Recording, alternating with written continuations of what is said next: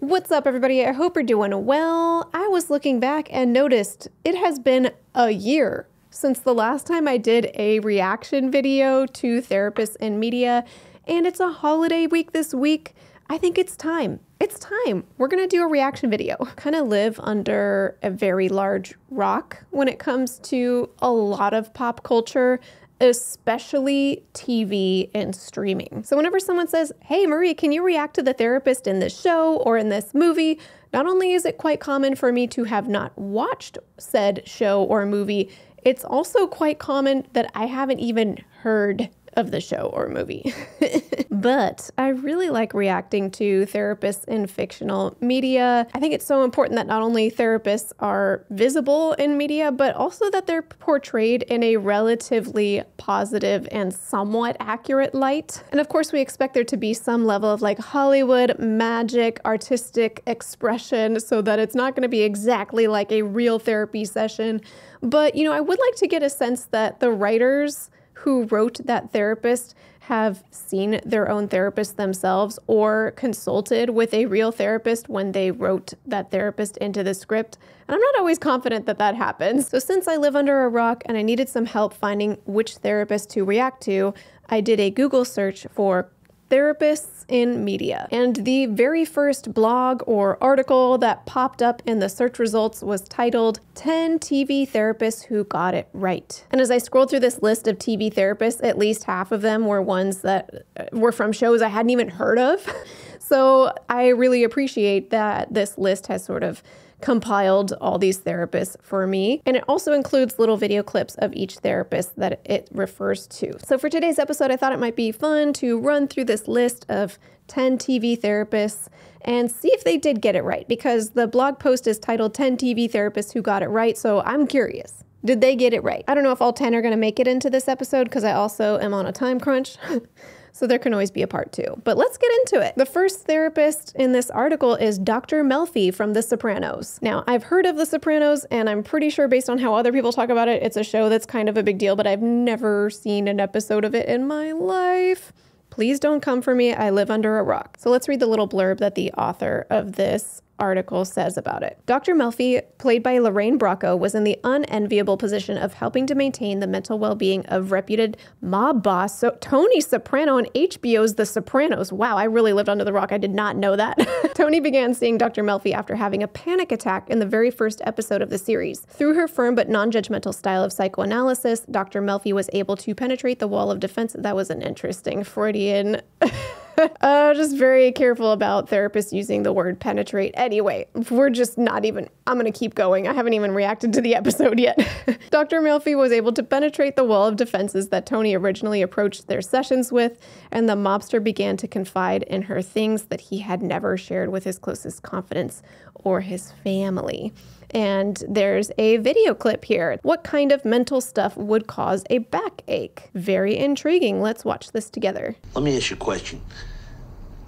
This mental stuff can cause physical problems, right? Are you having any physical problems? No, I'm fine. But I got a friend. A dear friend. A friend. He's complaining about his back, but I think the doctor thinks it's all in his head. I think we should just keep this about you. This is about me. Every time I offer my opinion about any of your friends, it seems to interfere with our therapy. What kind of mental stuff would cause a backache? For conversation's sake? Absolutely. With some people, the pain is caused by more responsibility than they can handle. Well, that makes sense. I mean, he's got a lot of bills, a lot of problems with his kid's school fund. Secrets. Oh, she's calling him out. Psychologically, a secret is a heavy load. It leads to feelings of guilt which further burden the mind. It's true. That was the end. Oh my goodness. Well, feel like I was playing catch up, but at first I was thinking, oh, this lady is so detached. They're sitting super far apart. I don't know. Do other therapists sit that far away from their clients? The way she's sitting and everything, she's like, I'm going to be over here now. You know, to each their own. Maybe she is uncomfortable with him because apparently he's a mobster, right? So it kind of felt like she was detached, pulled away, and he's obviously really uncomfortable with being in therapy, which is quite common. So he's kind of finding ways to skirt around what's going on. But then she kind of turns it around on him at the end and sort of isn't taking his BS, but was like, fine, for conversation's sake, but we really know we're talking about you and not a friend. And then basically calls him out without calling him out. This is not my style of therapy at all. Personally, I would just address seeing clearly how uncomfortable the client is about talking about their situation directly. But you know what? Maybe that wouldn't have worked for this client. And it does make for kind of more interesting TV to see if, like, can this therapist kind of play his game but still get at him, which I think is kind of what I'm starting to see come together. She eventually calls him out in a way that he can hopefully hear, which at least the way they wrote the scene seemed like he was listening. Would a mobster see a therapist? It's hard to imagine a mobster seeing a therapist. Or if they did, they wouldn't disclose really what's going on. That was fun though. When did The Sopranos come out? That's like looks like it's been a minute. Okay, the next therapist on our list is Dr. Akopian from Crazy Ex-Girlfriend, which I think at this point I have done 3 different episodes about Crazy Ex-Girlfriend and or Dr. Akopian. I think all of them are quite hilarious. And the little blurb about Crazy Ex-Girlfriend is, despite its decidedly un-PC show title, the CW's musical dramedy Crazy Ex-Girlfriend featured some of the most nuanced and realistic portrayals of mental health disease ever depicted on TV. I'd say that's true from what I've seen so far. Dr. Noelle Akopian, played by Michael Hyatt, begins counseling Rebecca Bunch, the titular crazy ex-girlfriend, under dubious circumstances. Rebecca is just trying to get a quick refill of her prescription psychoactive drugs, but by the end of the series, Dr. Akopian has convinced Rebecca to genuinely open up to her, diagnosed her borderline personality disorder, and helped her unpack her suicidal ideations. And if offering sound, potentially life-altering professional mental health analysis wasn't challenging enough, imagine doing so while belting out a show tune in heels, no less. That captures the show, from what I've seen of it, pretty well. And I wonder if this scene with Dr. Akopian is one I've reacted to before. Let's see. How do you feel about him? It doesn't matter. Rebecca, why do you think your feelings don't matter? Because relationships do not work for me. Did not work for you.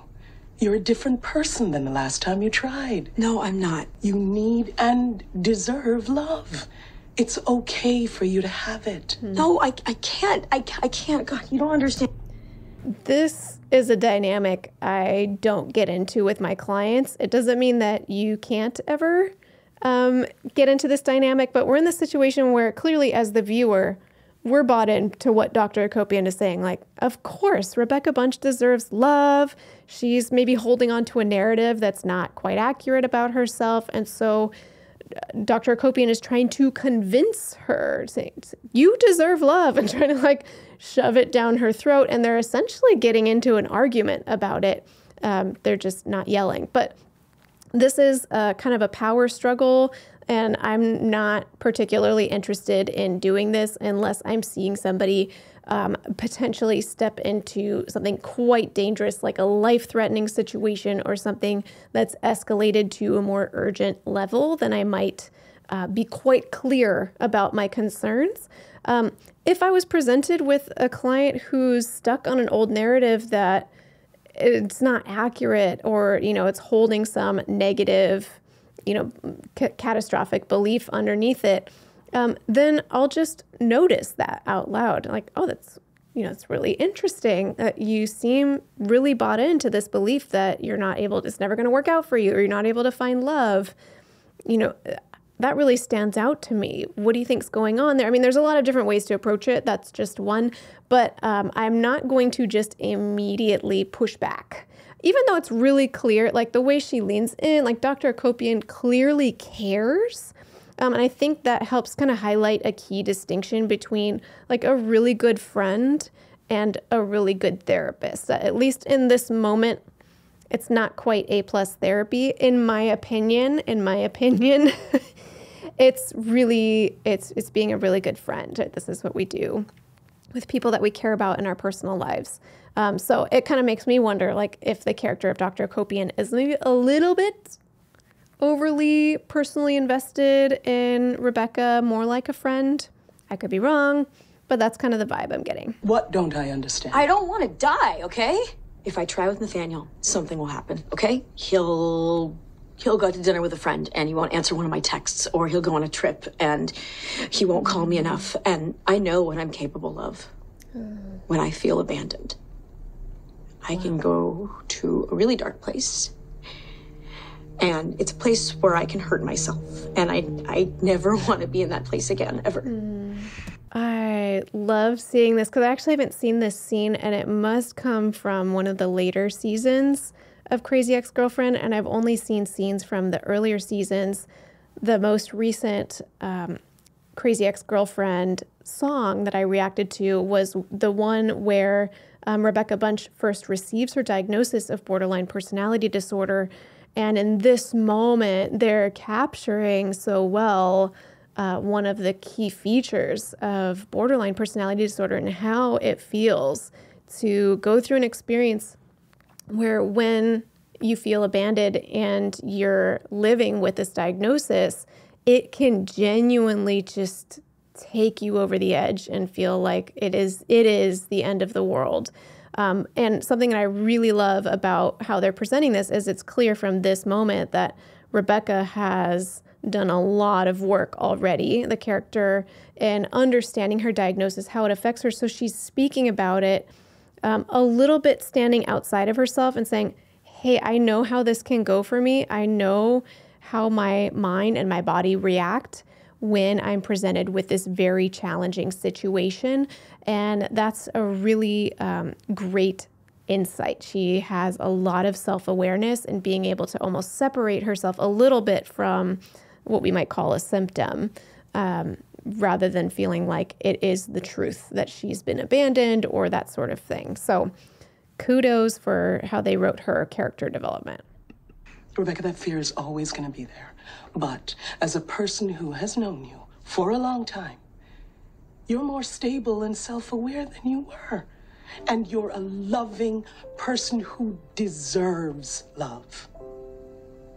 One day, I hope you believe that. Oh, okay. I feel kind of the both and. They clearly have been meeting for a long time. There is something that shifts in our work when we've been doing long-term therapy. I think I referenced this when I reacted to Monk's therapist in the past as well, where once you've been seeing a client regularly for like not just months, but like years even, sometimes there is a little bit of that personalized dynamic that comes in, like that, even that phrasing of like, I've seen you long enough to know that you're not in that place anymore. And then I'll give some evidence, right? So part of the collecting data to kind of reality check the situation can include yourself as the therapist to say, I've witnessed you change in these ways. Here's some behaviors or, thoughts or whatever that I can point to that show me that you're in a different place now than you were before. And that's an incredibly powerful tool.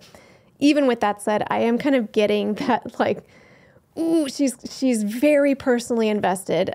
Dr. Akopian seems very personally invested in Rebecca Bunch's life, which we need to be on the one hand to come across as genuine. Like it kind of just pulls past a point that I'm personally comfortable going with as a therapist. I'm very cautious about ever coming across like, I need my client to get better because, I'm uncomfortable with wherever they're at right now.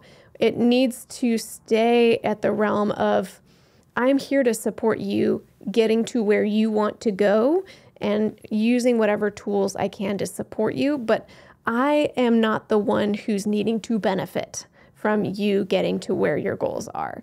So it's a fine line, but it kind of felt like it was crossing over that into like, now Dr. Akopian really seems like she needs Rebecca to get better. She didn't say it that way. That was just the way that she framed it. Felt a little bit, there's a push behind it. It feels a little more personal. Okay, let's go on to the next one. The next one is Justina Jordan from the show You're the Worst, which is a show I've never heard of before. So welcome to my rock. The synopsis in this article says, according to a 2015 LA Times headline, FXX's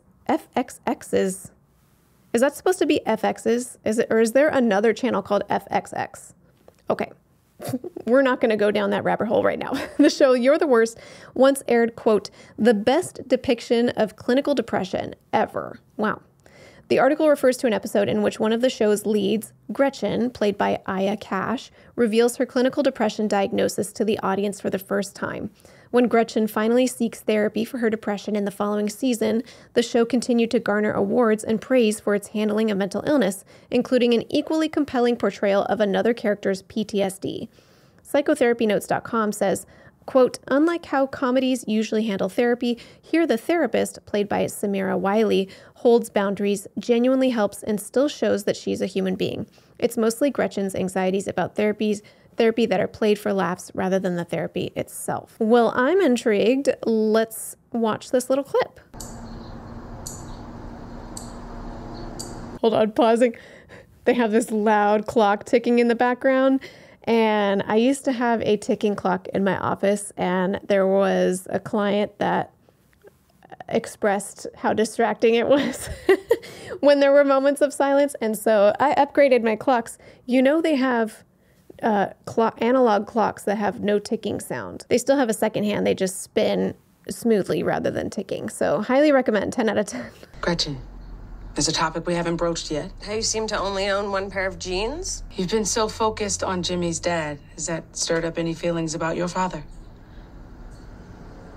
Nope. What about your mom?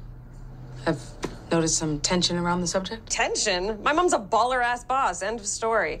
Did you see Wheel last night? Someone almost hit the $1 million wedge. I remember when they brought that out in 2008. I was like, what? That is nuts. So, would you say she's controlling, manipulative? If I biffed a tennis match, she... All right, this is an interesting portrayal of how this therapist kind of keeps sticking with the plot of like, we're doing therapy right now, and this is therapy material, when the client is clearly not into it right now. And for me, I'm pretty quick to pause and say, oh, it's really interesting. It's like her body language, her conversation, lack of conversation is all communicating that like she doesn't really want to be here, or she doesn't really want to work on whatever you've planned to work on.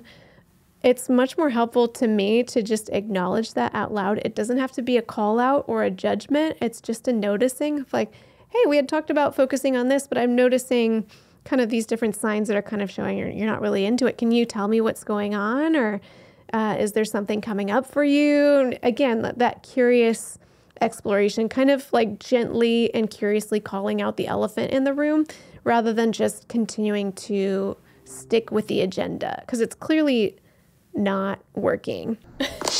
Okay, Gretchen.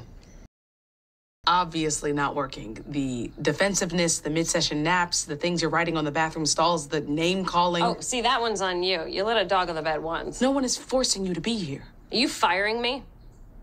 You don't fire me. I fire you. Okay, again, this feels like an interaction that is a little bit more similar to something you see maybe between friends or family members, where clearly the therapist is trying to hold a very caring stance with healthy boundaries.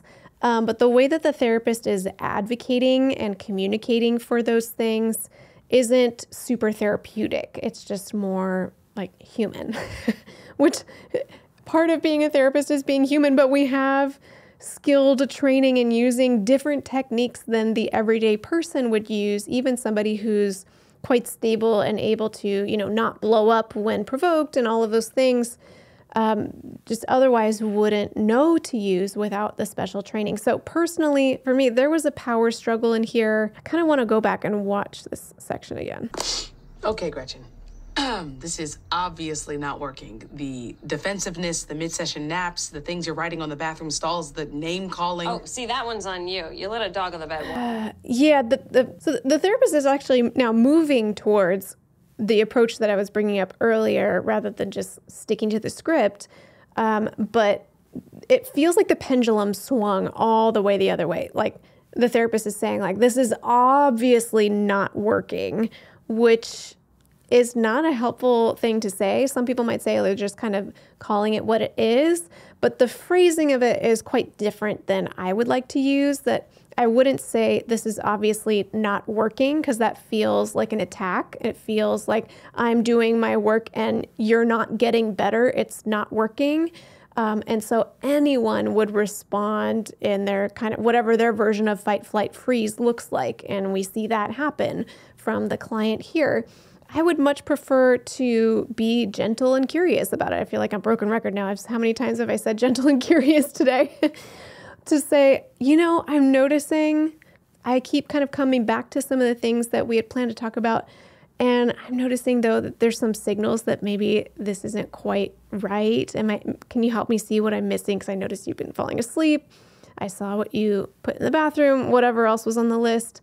And so I'm just getting some signals that there's something up here. And can we maybe spend some time talking about that? I'd really love to understand what's going on so that I can help you and best serve you. Every therapist has their own approach, and I'm not saying like every therapist should do a moment like this way, but I can say the way that this, character is portrayed is not a way to do it. You're going to have a defensive reaction, almost guaranteed. Or if somebody is more prone to like freezing in their fight, I can never say that, fight, flight, freeze reaction, then you'll see them freeze or shut down or whatever, almost guaranteed. So it's not effective and not really accurate therapy, I don't think. All right, well, I'm having fun. I hope you are. Let's see how much further we'll get. I don't think we'll go through all 10, so maybe there will be a part 2 someday. The next therapist in media here is Maggie Bloom from A Million Little Things. Yet another show I have never heard of before. So let's hear the little blurb about it. Maggie Bloom, played by Allison Miller, is losing a fortune in unbillable hours as the de facto confidant and counselor to her extended group of friends in ABC's A Million Things. When not giving away free pitch-perfect advice, the diminutive Maggie is a licensed therapist who hosts a podcast and a call-in radio show. This scene shows how she is unafraid to wield her formidable diagnostic skills against anyone unfortunate enough to threaten the emotional well-being of her friends. Wow, just reading the blurb, there's so many alarm bells going off about this character. She is the de facto confidant and counselor to extended group of friends. So basically, she's doing free therapy with her friends, I think. I don't think I'm going to get into the deep dive breakdown of why offering therapy to a friend not only is not good, but just not even possible. Like, you're going to be offering something different than whatever you're doing with your therapy clients, or you're going to have to be detached in a way that's not healthy for you and certainly not healthy for your friendships or your friends in order to like hold your therapist. I don't know. There's a lot of things that could be wrong about that, so do not recommend. But let's see this scene. I can't leave right now. My only job is to feed my baby, and I can't even do that. Maybe it's time I try formula. No. You said you breastfed your other 2 children. Why would you deprive your daughter of what's best for her? You shut up!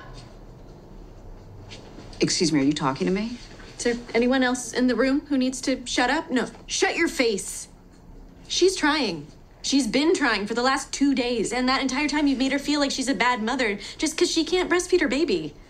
Studies have shown... What part of shut your face did you not understand? I'm gonna have a baby someday, and thanks to my double mastectomy, I am never going to be able to breastfeed. You know what I am gonna be able to do, though? I'm gonna be a fantastic mother. Because she is my friend. And I will learn from her. Okay, let's go. Woo! Ooh, we went on a ride. That got a little personal. Okay, clearly that wasn't a therapy session. That looked like a friend looking out for a friend. If I was out with a friend and that friend had that interaction, I would have had a very similar reaction as that therapist. I was getting fired up hearing that individual share what they were sharing about breastfeeding. Oh my goodness, if my friend were there, I would have had a very similar reaction. I would hope, because that is being a good friend. But that wasn't a therapy context. So I feel like I can't quite react to it like I'm reacting to therapists in media. I will say, yeah, if I had a therapy client seeing me for therapy in session and they told me the story about what happened, that this had happened to them earlier, certainly I would have reacted.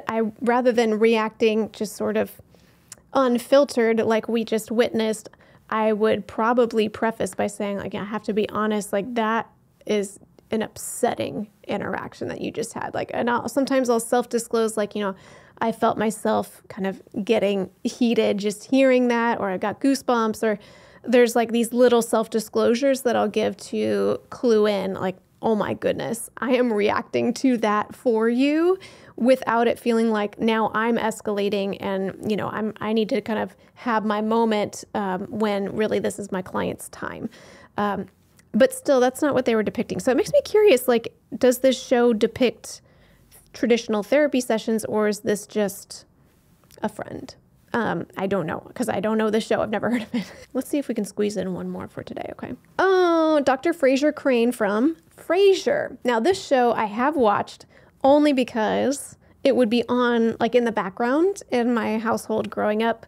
Shout out to fellow millennials whose parents might have watched this show. So I never watched it as an adult. I've only seen it through a kid's eyes. I don't think I even understood that there was a therapist in the show, but I remember all the characters and kind of their, like, goofy dynamics together. Here's their little synopsis. Among all the shows on this list, NBC's Frasier is the closest to the classic sitcom format, yes, complete with a laugh track. Oh, I kind of miss laugh tracks. Do they still make those? I need to watch more TV, clearly.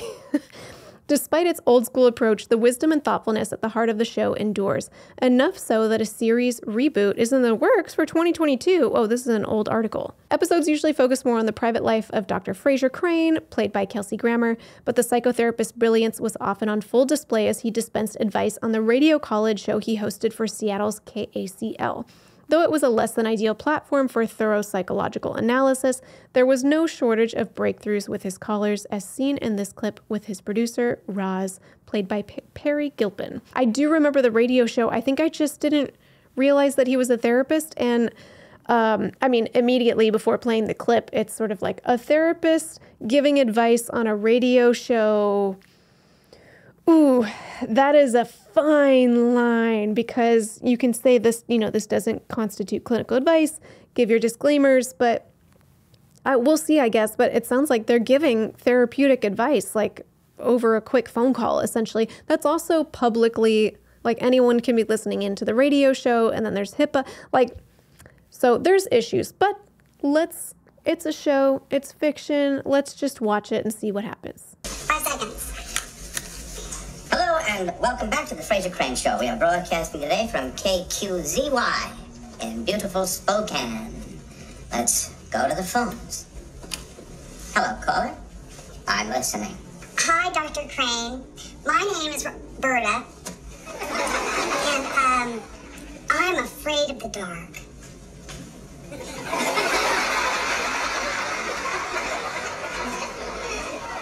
What is it about the dark that frightens you? I don't really know. What image comes to mind for you? Nothing, actually. Nothing? Yeah, when everything disappears, there's nothing. Just emptiness. I see. And what is it about the emptiness that frightens you? It's lonely, for one thing. Have you always felt this way? For a while, I didn't. What was different then? I had somebody. A guy I really liked. And then we broke up. I'm so sorry. The pain you're feeling now will pass in time. And you'll find yourself ready to take that risk again. Until then, take comfort in your friends. They want to help you. They love you. Yeah, thanks. You're welcome.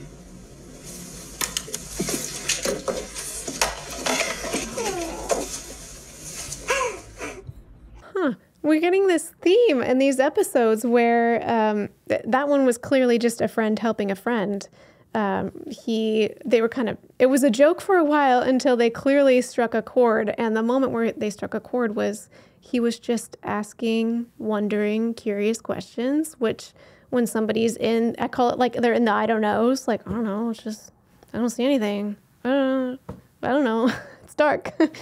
You're like, okay, well, tell me more. What about this? Let's look into that. How does that feel? What do you see? You know, just kind of curious questions about the person's experience, and that it's not uncommon that somewhere under there you turn over a rock and then you find something, which is what ended up happening and how they wrote the scene. But I thought it was so lovely how clearly then Frasier switches into like, you know, it kind of felt like stock footage or like an AI presentation of like, here's how a therapist would respond in this situation, to like, he sees his friend is hurting and he turns into a friend. How interesting to me too that the person who wrote this article is framing these therapists as, how do they word it? Therapists who got it right. But then we have all these scenes where the therapist is being more like a friend. So that's really interesting. But I do think Frasier did a good job being a good friend in that moment. Is there such a thing as like a therapist advice radio show, podcast show that feels kind of like ethically dicey? It's not something I would personally want to choose into, just in case. I think this is a good place to put a pin in it for today. I had a lot of fun making this episode, and we've only made it through, I think, 5 of the therapists on this list. So let me know if you want to see the part 2. I'm happy to come back to it. Curious what you think. Like, if any of you approach things in the way that these therapists were depicted, like, I'm so open to being like, tell me more, I'm interested. On that note, I think this is a good place to leave off for today. And before we close, I'd like to thank TherapyNotes.com for sponsoring this episode. Therapy Notes helps with all of your practice management needs, from scheduling to notes to billing. They have a HIPAA-secure telehealth platform and so much more. If you'd like to check out Therapy Notes, you can get 2 months to try it out for free with no commitment just by clicking the link in the description of this video. Well, thank you again for joining me. I am looking forward to a nice little holiday break ahead, so I'll probably do a chill edit of this video. Hope you don't mind. And until next time, from one therapist to another, I wish you well.